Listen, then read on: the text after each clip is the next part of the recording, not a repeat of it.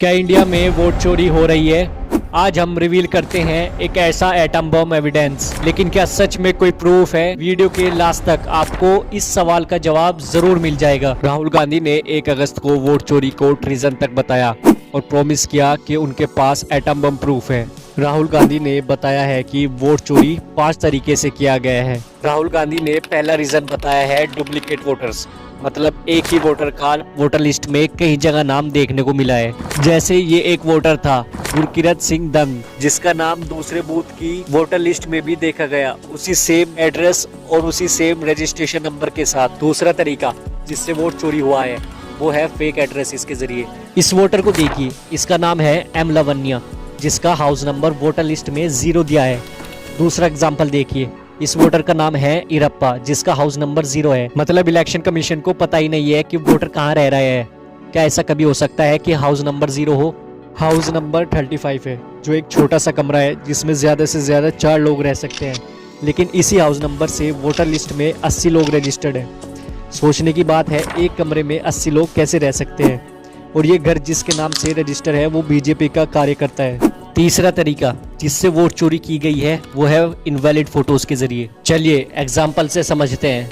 ये देखिए, voter list में हजारों लोग ऐसे पाए गए हैं जिनके फोटो है ही नहीं या बहुत छोटे हैं। चौथा तरीका है बल्क एड्रेसेस का, मतलब एक ही घर में 100 लोग रजिस्टर्ड हैं। पांचवा तरीका आपने कभी नहीं सुना होगा, ये तरीका आपको हैरान कर देगा। पांचवा तरीका है फॉर्म 6 का मिसयूज। फॉर्म 6 नए वोटर्स के लिए होता है, आप इसे एक ही बार यूज कर सकते हैं।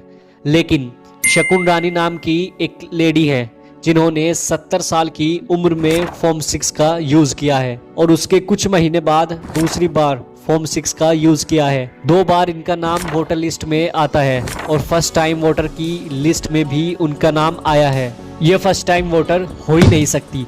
तो क्या शकुन रानी ने वोट किया है या किसी और ने शकुन रानी की जगह वोट किया है? लेकिन इसका प्रूफ कि शकुन रानी ने वोट किया या किसी और ने, ये सिर्फ इलेक्शन कमीशन बता सकता है, क्योंकि जहां पर वोट गिरता है वहां किसी को मोबाइल या कोई इलेक्ट्रॉनिक गैजेट ले जाना अलाउड नहीं है। यही रीजन था कि जब राहुल गांधी ने ईसी से सीसीटीवी कैमरे की फुटेज मांगी तो इलेक्शन कमीशन ने चोरी छुपाने के लिए एक बहाना बनाया और कहा कि हम अपनी माँ बहनों की फोटो साझा नहीं कर सकते। क्या अपनी माताओं, बहुओं, बेटियों सहित किसी भी मतदाता की सीसीटीवी वीडियो चुनाव आयोग को साझा करनी चाहिए क्या? कुछ सेंस बना इस बात का? कोई सेंस है इस बात की? हमें बहुत लग रही थी उसका। कोई भी पढ़ा लिखा इंसान इस जवाब से सेटिस्फाई नहीं होगा।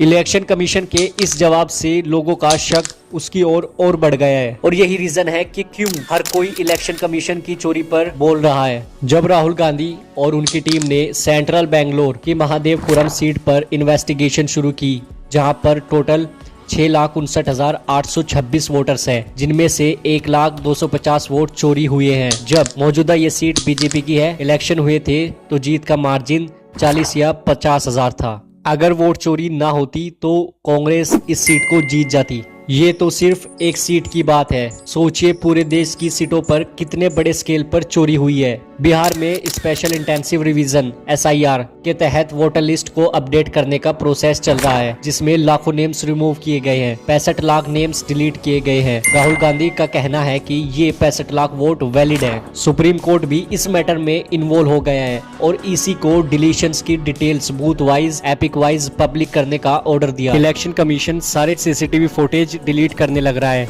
लेकिन जब किसी ने RTO फाइल किया और पूछा कि आप ऐसा क्यों कर रहे हो, तो इलेक्शन कमीशन ने कहा कि हम ये नहीं बता सकते कि हम क्यों डिलीट कर रहे हैं CCTV फुटेज। कोई सेंस है इस बात की? हमें बहुत लग रही थी उसका। अंत में मैं आपसे बस यही कहना चाहूंगा कि अगर आज आपने अपने वोट के लिए आवाज नहीं उठाई तो ऐसा टाइम भी आ सकता है कि आप वोट तो डालोगे पर ये पता नहीं होगा कि कहां वोट डाला है, और पता होने के बावजूद भी। अगर आपको ये वीडियो इन्फॉर्मेटिव लगा तो अपने दोस्तों तक जरूर शेयर कीजिए अपने वोट के अधिकार को बचाने के लिए।